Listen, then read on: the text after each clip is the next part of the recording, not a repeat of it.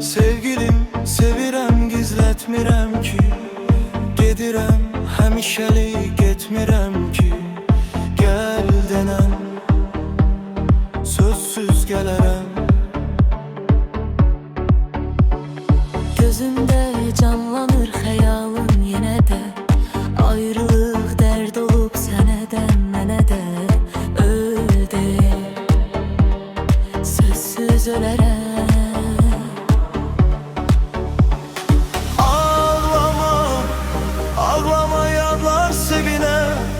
Anam eşide, kalbi üzüler. Ağlama bu hasretin hatirine.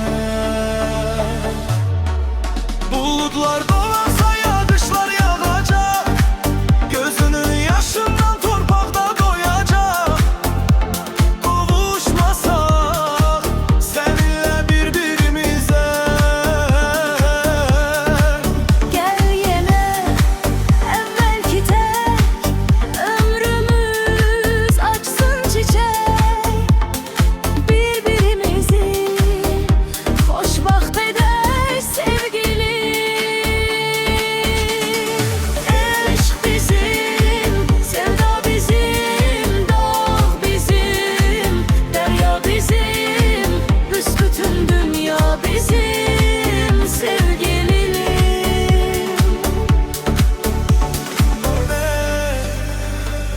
Arama yarlara.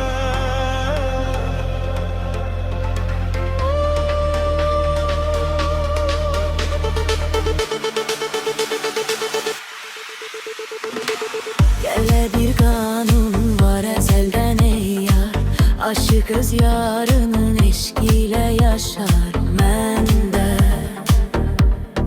tek senin için.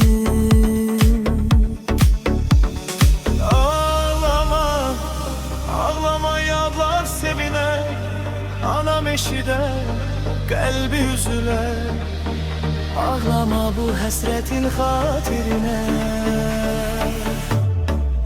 Bulutlar dolarsa yağışlar yağacak, gözünün yaşından torpakta doyacak. Kavuşmasak seninle birbirimize. Ben seni isteyirəm her zaman, gözləyirəm, həsrətə dözməyirəm sevgilim. Eşk bizim, sevda bizim, dağ bizim, derya bize.